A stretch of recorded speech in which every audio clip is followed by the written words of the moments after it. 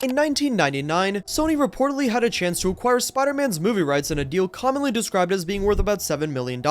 They said yes, and that one decision eventually shaped the entire superhero era we live in today. But what if they said no? Spider-Man still existed, Marvel still owned the character, Hollywood still wanted superhero movies, but the most important franchise in modern cinema would suddenly belong to someone else. And that changes far more than Spider-Man. It changes Marvel's path to Iron Man, the creation of the MCU, and even how every studio on Earth started making blockbusters. So what would the movie industry look like if Sony had never made Spider-Man? And more importantly, did Sony accidentally create the superhero era we live in today? $7 million sounds like a small number today, but in 1999, it was a lot, especially for one of the most valuable characters in entertainment. At the time though, Marvel was in a very different position. Marvel had spent years struggling financially, gone through bankruptcy, and emerged needing cash. The company owned some of the most recognizable characters in comics, but didn't have the infrastructure to turn those characters into major Hollywood franchises itself. So Marvel had spent years licensing movie rights to different studios. The X-Men went to 20th Century Fox, the Hulk went to Universal, New Line Cinema eventually brought Blade to theaters. Spider-Man was different. He was arguably Marvel's most valuable movie property, and by early 1999, the complicated legal disputes over his film rights had finally been resolved. Marvel had an opportunity. Spider-Man was one of the company's biggest assets, and Marvel wanted to turn that asset into cash. According to later accounts of the negotiations, Marvel reportedly offered Sony a much larger package of character movie rights, including Spider-Man alongside characters such as Iron Man, Thor, Black Panther, and Ant-Man for around $25 million. The exact terms have been reported differently over the years, so the important point is the broader choice Sony faced. Spider-Man alone. Sony wasn't interested in paying that much for characters that didn't believe audiences knew well. There was only one character they wanted, and that was Spider-Man. Sony executive Yair Landau pushed for the company to acquire the characters on its own. The negotiations eventually came down to a much smaller deal. Sony ultimately acquired Spider-Man's movie rights in a deal widely reported at the time and afterward as costing several $million, with the commonly cited figure around $7 million. That decision would become one of the most important transactions in modern superhero cinema. Sony could have walked away. They could have decided Spider-Man wasn't worth the risk. They could have spent the money on another property, but they didn't. Sony bought Spider-Man. A few years later, Sam Raimi's Spider-Man arrived in theaters with Tobey Maguire in the lead role. The movie became a huge commercial success. It opened to more than $114 million domestically, becoming the first movie to open above $100 million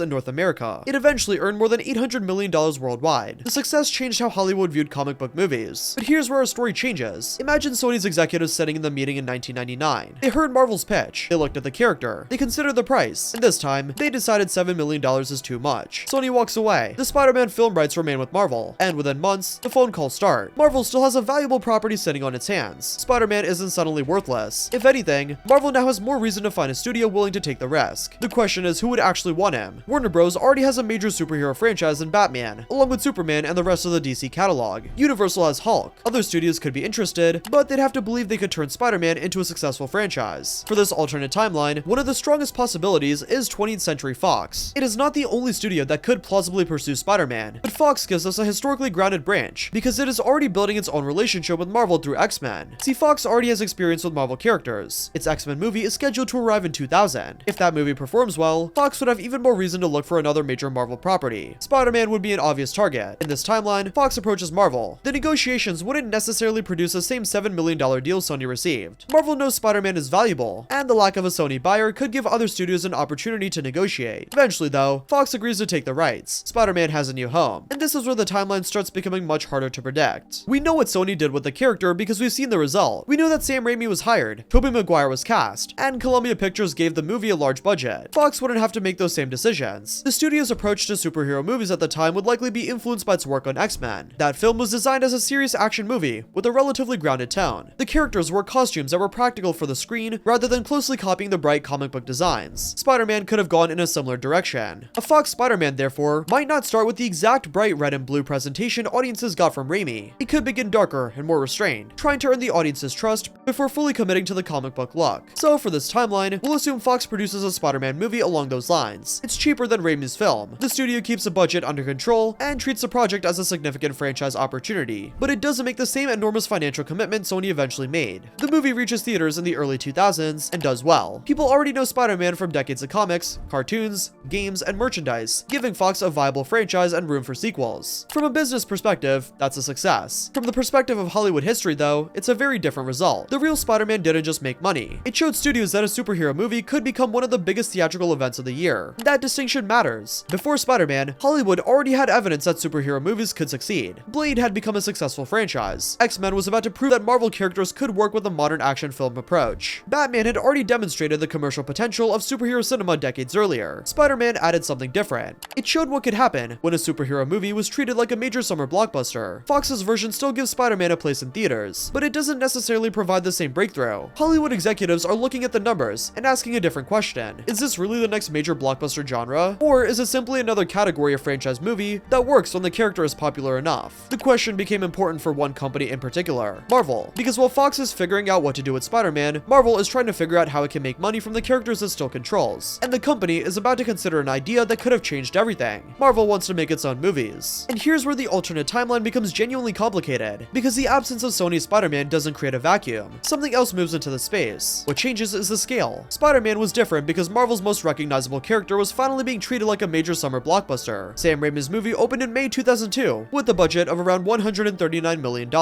Columbia Pictures put serious money behind the production and its marketing campaign, and the result was far beyond what the studio had seen from most superhero films before it. Hollywood noticed. The important part wasn't simply that Spider-Man made money. The movie showed that a comic book character could carry a major theatrical release and attract audiences far beyond the people who already read comics. That changed the conversation inside studios. Superhero characters were no longer being viewed only as properties that might work if the right audiences showed up. They could support expensive productions, major marketing campaigns, merchandise programs, and long-term franchises. Now go back to our alternate timeline. Fox's Spider-Man has done well, but it hasn't reached the same level. The studio still has a franchise. It can make sequels, sell merch, and continue using the character, but the numbers shift the industry's focus. A studio executive looking at the market in 2003 has a different set of examples. Blade worked, Fox's Spider-Man performed reasonably well, and then something unexpected happens. Here's a place where the alternate timeline diverges in a direction you might not expect, because there's a movie that partially fills Spider-Man's role as proof of concept, and it's not the one you'd assume. The strongest remaining proof of concept in this timeline is X2, $407 million worldwide on a $110 million budget. This movie was released in May 2003, comfortably surpassing the first film and proving that a superhero movie could hit genuine blockbuster scale. The lesson isn't just that superhero characters matter, it's that established characters with built-in audiences can generate massive return. That complicates Marvel's position, because several of its most recognizable film properties are tied up elsewhere. In this branch, Fox controls the Spider-Man film rights alongside the X-Men rights, while Universal remains involved with Hulk distribution. The idea of Marvel producing its own movies has been discussed within the company for years. David Maisel, who was working at Marvel, believed the company could change the way it handled its movie business. Instead of licensing characters and collecting fees, Marvel could finance and produce its own films. That would give the company much more control over its characters. It would also give Marvel a much larger share of the profits if the movie succeeded. There was just one problem. Marvel didn't have the money to do it alone. The company needed hundreds of millions of dollars. In the real timeline, Marvel eventually secured a $525 million financing arrangement with Merrill Lynch in 2005. That financing gave Marvel the ability to move forward with its own productions. The lenders were evaluating the potential value of Marvel's characters as movie properties, and the superhero business had already produced convincing evidence. Spider-Man had become a major franchise. X-Men had succeeded. Hollywood was becoming more comfortable spending serious money on comic book adaptations. Those successes strengthened the environment in which Marvel presented its own plans, but Spider-Man was not the sole reason the financing existed. Now imagine the same meeting in our alternate timeline. The bankers still see Marvel's characters and their potential. X2 provides strong evidence that comic book adaptations can generate major theatrical runs, but it is not a perfect substitute for the enormous market signal created by Sony's Spider-Man in our timeline. The financing does not automatically fall apart. Instead, one piece of evidence supporting investor confidence is weaker, so Marvel's pitch may be harder, the terms may change, or the company may have to lean more heavily on the value of the characters it can still use. The bankers know established Marvel properties can carry major blockbusters, but Marvel's executives still have to convince them that lesser-known solo heroes such as Iron Man, Thor, and Captain America can do the same without Spider-Man as the defining example. And that brings us to the character Marvel chose to take a big risk on, a wealthy industrialist, a genius inventor, and at the time, a hero most moviegoers barely knew, Iron Man. In 2005, Marvel was trying to do something the company had never done before. It wanted to become a movie studio. In our chosen branch, Marvel still secures the financing it needs, and moves forward with its studio plan. The question is now where to start. Spider-Man is controlled by Fox in this timeline, and Hulk remains tied to Universal distribution. One of the major characters Marvel can build around itself is Iron Man. At the time, Iron Man had a long history in Marvel Comics, but he wasn't remotely as recognizable to the general public as Spider-Man, Batman, or Superman. Marvel was still considering spending serious money on a character whose biggest audience was still comic book readers. They made the project a major gamble. Marvel Marvel eventually hired Jon Favreau to direct. The studio also made another decision that looked risky at the time. It cast Robert Downey Jr. as Tony Stark. Downey was an experienced actor with plenty of talent, but his career had gone through years of personal and professional problems. He wasn't the obvious choice for a studio trying to launch a new billion-dollar franchise. Marvel took the risk anyway. The result was Iron Man. The 2008 film became a major success, earning more than $585 million worldwide. More importantly, it gave Marvel something far more valuable than a successful movie. It gave the company a foundation. Nick Fury appeared in Tony Stark's home after the credits. That small moment introduced audiences to the idea that Marvel's movies could connect. The studio followed Iron Man with The Incredible Hulk, Iron Man 2, Thor, and Captain America: The First Avenger. Then came the Avengers. The strategy worked. Marvel wasn't simply producing individual franchises. It was building a shared universe where characters could cross into one another's stories and eventually assemble. In our alternate timeline, that path is less guaranteed, because Marvel reaches this point without Sony's Spider-Man serving as the same blockbuster proof point. For this branch though, Marvel still gets Iron Man made and the shared universe strategy survives. The exact timing and details could shift, but the MCU does not need to disappear for Sony's absence to matter. But at the center of it all, still, is Spider-Man himself. By this point in the alternate timeline, Marvel's movie business has already taken a different path, but the biggest consequences are still attached to the character. Fox holds the film rights, and that changes the entire history on screen. In our timeline, Sony gave Sam Raimi the opportunity to make Spider-Man in the way he envisioned it. Raimi wasn't known for making large studio blockbusters. His background was in horror, particularly the Evil Dead films, but he understood the strange balance Spider-Man required. Peter Parker had to feel like an ordinary person, while the world around him became increasingly extraordinary. Tobey Maguire was cast as Peter. The movie became a major success. That led to Spider-Man 2 in 2004, which took the character in a more personal direction. Peter was struggling with his responsibilities, his relationships, and his ability to maintain a normal life while being Spider-Man.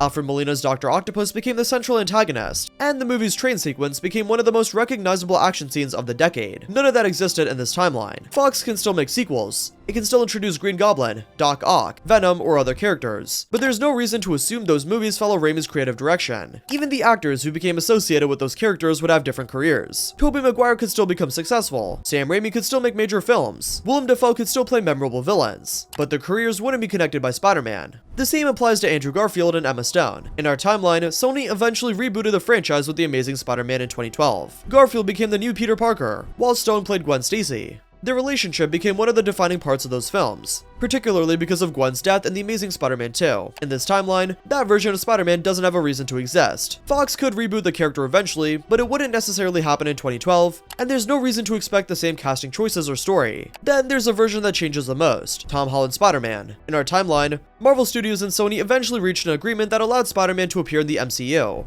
That led to his debut in Captain America: Civil War in 2016. Peter Parker was introduced as a teenager who had already been operating as Spider-Man for some time. Tony Stark discovered him, recruited him for the conflict, and eventually became an important mentor figure in his life. That relationship became part of Peter's larger story. If Sony never holds Spider-Man's film rights, the specific 2015 Sony-Marvel agreement that brought Tom Holland's Peter Parker into the MCU never happens. In our chosen branch, Fox holds those rights instead. That means the Tom Holland path almost certainly does not begin with Captain America: Civil War in 2016, and the Spider-Man we know from Infinity War and Endgame does not exist in the same form. But that doesn't prove Spider-Man stays outside Marvel forever. If Disney still acquires most of 21st Century Fox in this altered timeline, Spider-Man's future would depend on the terms of Fox's hypothetical licensing agreement with Marvel. The rights might transfer with the studio, require renegotiation, or revert to Marvel under contractual provision. Because this Fox Spider-Man agreement never existed in reality, there's no real contract telling us which outcome would apply. That matters because Spider-Man became more than a successful character. He became a bridge between different generations of audiences. People who grew up with Maguire could see him again. People who grew up with Garfield could see his version return. A new generation had Holland. All three versions existing at the same time was possible because Spider-Man had already gone through multiple cinematic eras. Take away Sony's 2002 movie, and that history changes at its first major step. And there's also another consequence that's easy to overlook. Fox's Spider-Man would develop alongside the X-Men, rather than beneath them. Whether Fox would invest more or less than Sony eventually did is impossible to know, but Spider-Man was valuable enough that any major studio acquiring the film rights would have strong incentive to build a major franchise around him. What changes with Fox is the studio strategy, creative environment, and relationship to the X-Men, not an assumption that Spider-Man automatically becomes a second-tier property. See, Sony's later strategy depended heavily on Spider-Man being its central Marvel property.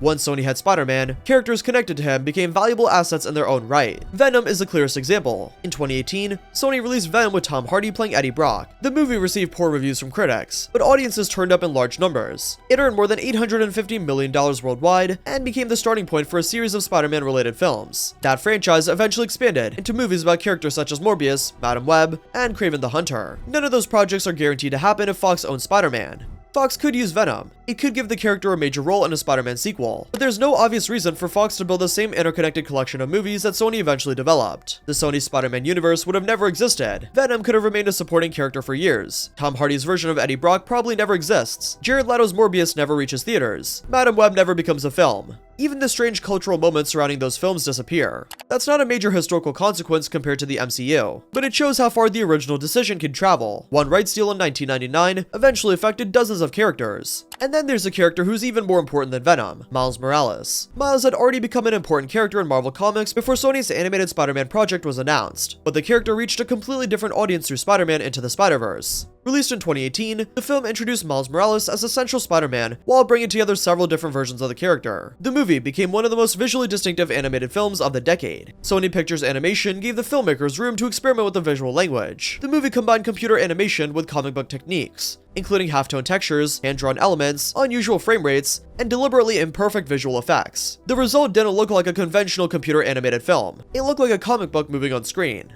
The film was also a major commercial and critical success. It won the Academy Award for Best Animated Feature. More importantly, its influence continued after the film left theaters. Other animated productions began experimenting more aggressively with stylized CGI, mixed animation techniques, and visual designs that didn't try to imitate traditional photorealistic animation. Puss in Boots: The Last Wish became one of the most visible examples. The Bad Guys and Teenage Mutant Ninja Turtles: Mutant Mayhem also showed how much room there was for different visual approaches to mainstream animation. That doesn't mean Spider-Verse created the entire movement by itself. Animation had been experimenting with different styles for years, but Spider-Verse proved that a highly stylized approach could become a major mainstream success. Now remove Sony's Spider-Man rights. There's no reason for Sony Pictures Animation to develop Into the Spider-Verse in the same form. Miles Morales still exists in Marvel Comics. Another studio could eventually make an animated Miles movie. Marvel could produce one after Disney acquires the company. Someone could even create a different Spider-Man multiverse story. But the specific combination of Miles Morales, Sony Pictures Animation, Phil Lord and Christopher Miller, and the visual style that became associated with the Spider-Verse is gone. And that's where the consequences of the 1999 decision become much larger than live-action franchise. Sony's decision affected which studio controlled Spider-Man. That changed which movies could be made. Those movies affected which characters became popular. And those characters eventually influenced other parts of the entertainment industry. Spider-Man had gone from being a movie property to something much larger. It had become a platform for different actors, filmmakers, animation techniques, and entire franchises.